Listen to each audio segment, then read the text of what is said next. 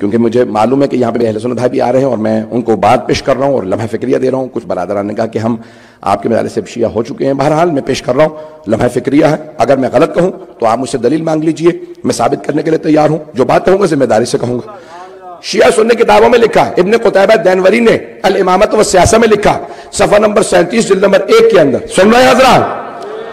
تو یہ بھی بہت قدیمی کتاب ہے, 1250 سال پرانی کتاب ہے, الامامت و سیاسہ, امامت اور سیاست. امامت یعنی یہاں پہ پیشوائی ہے, لیڈرشپ ہے, شیعہ امامت نہیں ہے. تو الامامت و سیاسہ ابن قتیبہ دینوری نے اپنی کتاب میں لکھا کہ سیدہ جب ایک مرتبہ ناراض ہو گئی تو بعد میں سارے مدینے میں بات پھیل گئی, سیدہ ناراض ہے, سیدہ ناراض ہے. ایک مرتبہ سارے مدینے میں جب بات پھیل گئی تو جن سے ناراض تھی انہیں بھی پتا چل گیا کہ ہر مدینے کے آدمی کو پتا چل گیا کہ سیدہ ہم سے ناراض ہے. ان دونوں نے جناب امیر سے کہا, یا علی ہم سیدہ سے ایک مرتبہ ملنا چاہتے ہیں. مولا نے کہا نہیں, میں اجازت نہیں دیتا. کہ بس ایک مرتبہ ہم بات کرنا چاہتے ہیں. مدینے کا ہر آدمی جہاں ہم جاتے ہیں سننے میں آتا ہے کہ سیدہ ناراض ہے. جناب امیر گھر آئے, مساجد پہ نہیں آیا, آئے گھر, اور آنے کے بعد جناب سیدہ سے کہا شیخین آئے ہیں دروازے پہ کہ آپ سے ملنا چاہتے ہیں. مولا نے جیسی جناب خاتون جنت سے کہا کہ میں ان کی شکلیں نہیں دیکھنا چاہتی. ایک مرتبہ جناب امیر نے کہا میں زبان دے چکا ہوں. کہا کہ ٹھیک ہے پردہ لگا دیجئے, میں پردے کے اس طرف بیٹھوں گی. وہ پشت پہ آ کے کھڑے ہو کے اگر کوئی بات کہنا چاہتے کہہ دیں. دروازے پہ کھڑے ہو کے ان میں سے ایک نے آواز دے کے کہا السلام علیکم یا ابنۃ رسول اللہ, اے اللہ کے رسول کی بیٹی آپ پہ سلام ہو. بی بی نے جواب نہیں دیا. مسلمان کہتے ہیں بی بی نے جواب نہیں دیا. بھئی سلام کرنا مستحب ہے, سنت نبی ہے, جواب دینا واجب ہے. اگر مسلمان سلام کرے تو جواب دینا واجب. تمام مسلمانوں سے کہو, سروں پہ قرآن رکھ کے کہہ سکتے ہو تو کہو, یا سیدہ مسئلہ نہیں جانتی تھی یا آنے والے کو مسلمان نہیں مانتی تھی.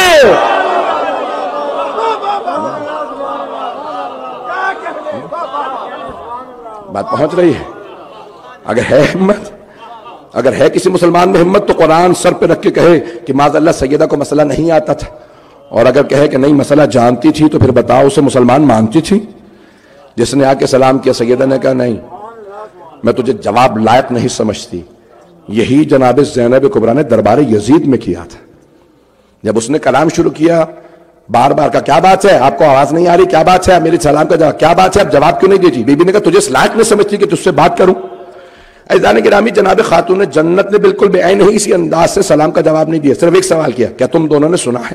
جب کہا کہ بھئی آپ ناراض ہیں, بی بی نے کہا سنا ہے, میرے بابا فرماتے تھے کہ اگر سیدہ ناراض ہوں تو خدا ناراض ہوتا ہے, ان اللہ یغضب لغضب فاطمہ. سنا ہے یہ تم نے دونوں نے کہ فاطمہ کے ناراض ہونے سے خدا ناراض ہوتا ہے؟ تو کہا ہاں ہم نے سنا. کہا یہ بھی سنا میرے بابا نے فرمایا تھا کہ فاطمہ جو بضعۃ منی یؤذینی ما اذاھا, جو بھی چیز فاطمہ کو اذیت دے وہ مجھے اذیت دیتی, جو مجھے اذیت دے وہ خدا کو, جس نے خدا کو اذیت دی وہی جہنم میں گیا. سنا ہے؟ کہا ہاں ہم نے سنا. بی بی نے کہا خدا کی قسم میں تم دونوں سے ناراض ہوں, اور مرنے کے بعد سب سے پہلے اپنے بابا کو تم دونوں کا گلہ کروں گی, شکایت کروں گی کہ ان دونوں نے مجھے بہت ستایا, میں نے معاف نہیں کروں گی. عزیزان گرامی خاتون جنت کے الفاظ, میں جانتا ہوں میں نے بہت سخت باتیں کہہ دی ہیں, لیکن عزیزان گرامی یہ خطبہ جہاں سے جناب سیدہ شروع کر رہی ہیں, اگر سنیں گے تو میں آگے بڑھوں گا, اگر کہیں گے تو میں موضوع بدل دیتا ہوں. دل آزادی تو نہیں ہو رہی, کوئی پریشان تو نہیں ہو رہا؟ اگر کہیں گے تو میں آگے بڑھوں, اگر چاہتے ہیں میں آگے بڑھوں تو باواز بلند صلوات.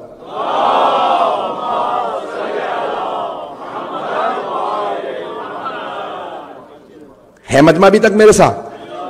شاید میں بالکل آج مختلف انداز سے سارا پیش کر رہا ہوں.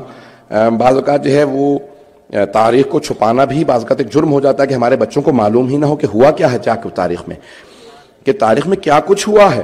عزیزان گرامی